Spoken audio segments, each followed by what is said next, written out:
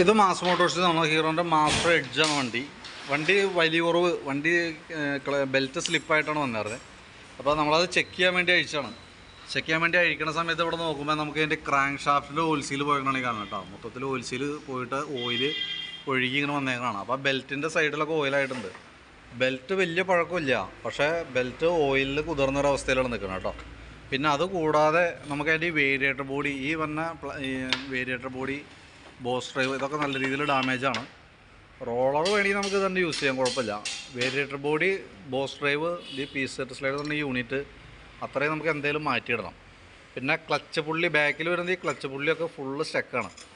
അപ്പോൾ ഇത് കുറച്ച് ടൈറ്റും ഉണ്ട്. അത് കൂടാതെ കൊണ്ട് ഓയിലും കൂടി വരുമ്പോൾ ബെൽറ്റിനകത്ത് വെറുതെ കിടന്ന് ഓടിക്കളിക്കാം. മാറ്റാണെന്നുണ്ടെങ്കിൽ ഈ വീലുകൾ മാറ്റിയിടണം. കാരണം ഇതൊന്നും അഴിച്ചെടുക്കാനോ പിന്ന് മാറ്റാനോ പറ്റാത്തൊരവസ്ഥയിൽ ടൈറ്റാണ്. നമ്മൾ കുറച്ചൊക്കെ മുട്ടിയൊക്കെ കഴിക്കാൻ പറ്റുമെന്നൊക്കെ നോക്കി, പക്ഷെ നടപടിയില്ല. ഒന്നോലെ നമുക്കിത് മാറ്റിയിടാം. അതല്ലാന്നുണ്ടെങ്കിൽ ഈ പറഞ്ഞാൽ ഓയിൽ സീലൊക്കെ മാറ്റി വേരിയേറ്റർ ബോഡിയും കാര്യങ്ങളൊക്കെ മാറ്റിയിട്ട് സെറ്റ് ചെയ്യാം. പക്ഷേ ഈ വീല് കംപ്ലൈൻറ്റ് ഉള്ളത് കൊണ്ട് ബെൽറ്റ് പെട്ടെന്ന് ലോക്കായി പൊട്ടിപ്പോകാനുള്ള സാധ്യതയുണ്ട്. അപ്പോൾ എന്തായാലും വീഡിയോ കണ്ടുകഴിയുമ്പോൾ നോക്കിയിട്ടൊന്ന് റിപ്ലൈ ചെയ്യണം. അതനുസരിച്ചിട്ട് വേണം നമുക്ക് വർക്ക് ചെയ്യാനായിട്ട്. ഇത് ഈ ഓയിൽ സീൽ പോകാനുള്ള കാരണം എന്ന് വെച്ചാൽ ഈ ക്രാങ്ക് ഷാഫ്റ്റ് എന്ന് പറഞ്ഞ ഈ യൂണിറ്റ്, അതിൻ്റെ അലൈൻമെൻറ്റ് ബെൻഡായി പോകും. അതായത് അലൈൻമെൻറ്റ് മാറിയിട്ട് ക്രാങ്ക് ബെൻഡാവാന്നാണ് പറയുക. കാരണം ബെൻഡാവണതല്ല, പിന്ന് തിരിഞ്ഞു പോകണമാണ്. അപ്പോൾ അങ്ങനെ തിരിഞ്ഞു പോകുമ്പോൾ ഈ ഷാഫ്റ്റ് ഇങ്ങനെ കയറി ഇറങ്ങി വർക്ക് ചെയ്യും. അവിടെ ഓയിൽ സീൽ പിടിപ്പിച്ച് കഴിഞ്ഞാൽ ഓയിൽ സീൽ കറക്റ്റായിട്ട് കവറാവില്ല. ആ കയറി ഇറങ്ങി വരുമ്പോൾ ഓയിൽ സീൽ കവറാവാതെ വന്ന സ്ഥലത്തേക്കടെയാണ് ഈ ഓയിൽ ലീക്കായിട്ട് പുറത്തേക്ക് വരാം. ഇപ്പം നമ്മൾ നിലവിൽ നമുക്ക് ഇതുമ്മേ ചെയ്യാമെന്ന് പറഞ്ഞാൽ പുറമേ നിന്ന് ഇതൊന്ന് അലൈൻമെൻറ്റ് കറക്റ്റായിട്ട് ചെയ്തിട്ട് ഓയിൽ സീൽ മാറ്റിയിട്ട് തൽക്കാലം നിൽക്കും.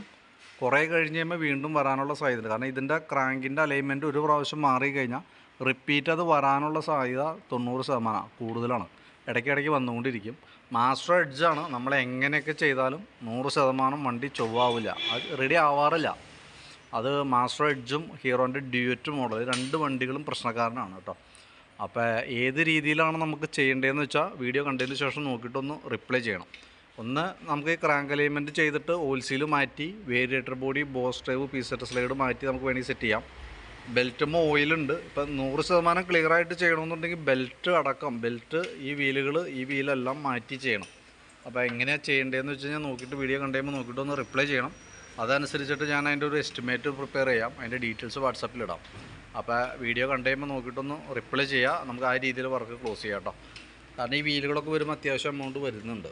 അപ്പോൾ വീഡിയോ കണ്ടുകഴിയുമ്പോൾ എന്തെങ്കിലും നോക്കിയിട്ട് വിളിക്കുക. അപ്പോൾ എന്നിട്ട് ഏത് രീതിയിലാണ് ചെയ്യേണ്ടതെന്ന് പറയുകയാണെങ്കിൽ അതനുസരിച്ചൊരു എസ്റ്റിമേറ്റ് ഞാൻ തരാം. എന്നിട്ട് ആ രീതിയിൽ നമുക്ക് വർക്ക് കംപ്ലീറ്റ് ചെയ്യാം കേട്ടോ.